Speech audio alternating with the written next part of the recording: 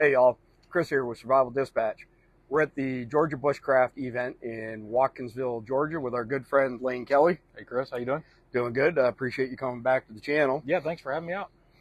Lane's a former paramedic, 10 years, Bradley County, Tennessee, and he's also the owner, operator, and founder of Round Table Munitions in Tracy City, Tennessee. Correct.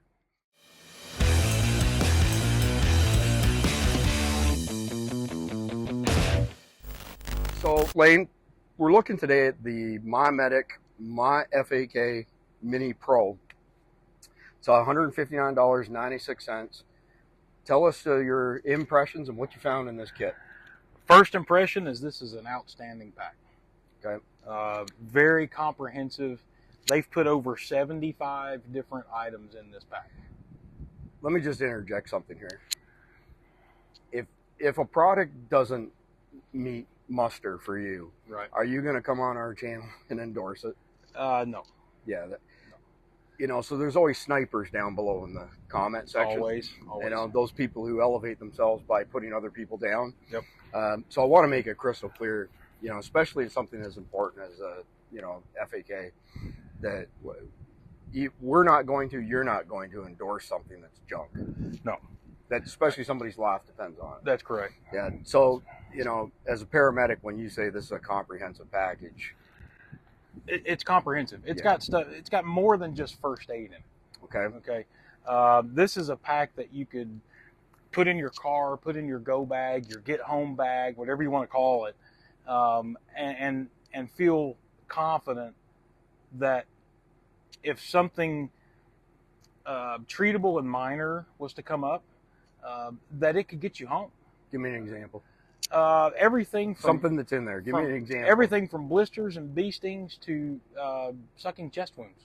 Okay. So I mean, it like I said, it's comprehensive. It covers a span, even electrolytes for your water bottle. Okay.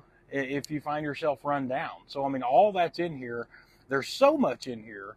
I'm gonna, and I put my old man glasses on, but I'm gonna read you guys the list that they provide of everything that's in this bag, and then we're going to open it up and kind of show it to you, and show you how well it's packed and organized. So before you get into the individual items, there's something unique with this kit that we hadn't seen with any other kits. I'm not saying it doesn't exist, but these guys put things in categories based on the type of wound or emergency you're trying to address. They have them listed in categories like bleed, burn, medication, sport and outdoor, and which is going to be like sprained ankles and that kind of thing. Topical, which is like skin stuff. Okay. Airway, hydration, sprain and fracture, as well as tools. So underneath each of those categories, there's individual products in that bag. Correct. That address that condition. Right. So for example, in the bleed mod, they call them mods. So in the bleed mod, each mod, this one's got one bleed, mini gauze bleed mod in it. And in that mod, you've got two 2x2 non-adherent pads. You've got two 2x2 gauze pads, one 4x4 gauze pad, and one 2-inch conforming gauze roll, as well as a mini emergency pressure bandage. So there's a lot of stuff in that module under just bleed. Interesting. All right. So if we move to burn, under their burn module, you've got 3 packs of burn gel in here. Wow. So anything from hot brass to hot pokers to burning yourself, you know, on minor burns now. I mean, we're not talking 3rd-degree burns here, but we're talking burns. So we need to segue a little bit here. I want to say 17, 18 years ago, Lane and I were at a range in Holly Hill, Florida, Daytona Beach area, called Hot Shots. And we had 3 lanes set up with firearms in each lane. And I believe it was during an event week. And there was a group next to us, tourists from Germany, none of whom spoke a lick of English. And it was obvious, though, there was one individual who was a skilled shooter. They had a .22 competition pistol, you know, like a Browning long barrel. And, you know, he was putting everything on the money. But you could tell he was kind of instructing the others. Probably had never shot a firearm before. Yep. And, you know, my son was in the lane closest to them. He was 8, 9 years old. Okay. I'm sure you remember this.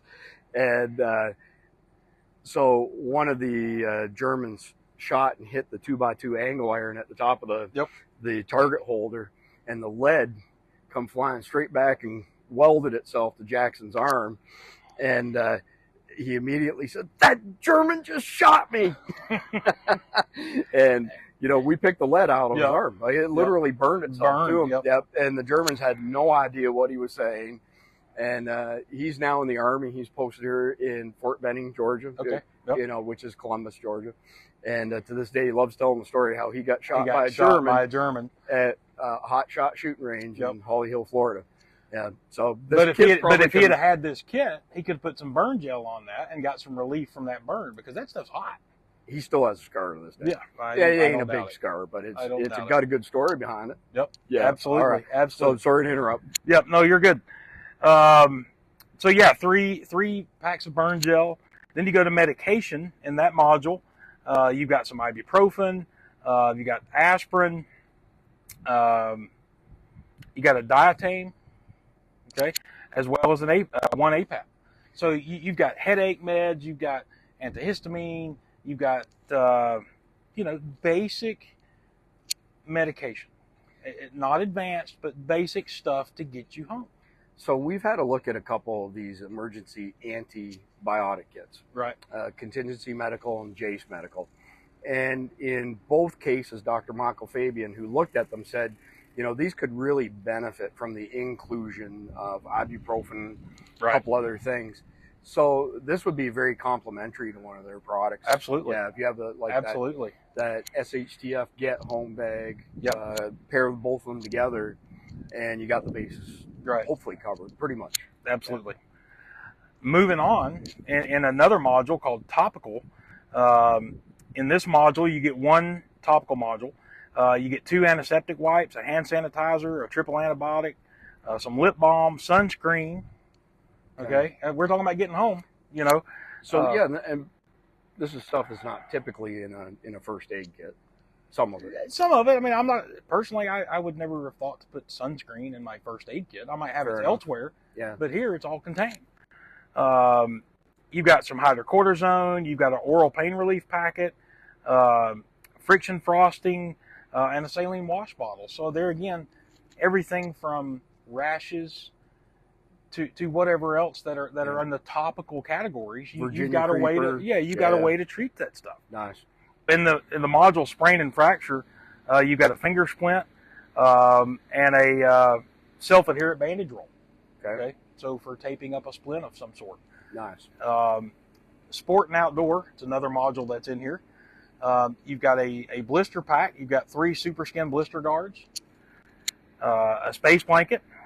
So, and I've said it many times before. You're at work. Maybe the rest of your family's at work. Yep. We have an SHTF event.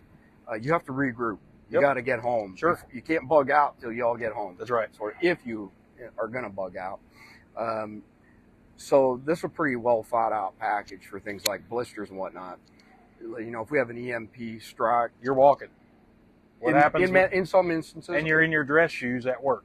Right. You're going to get blisters. Or your dress cowboy boots. Or your dress cowboy boots. Yeah, of course. Yeah. For those that wear them. Them city slickers. That's right.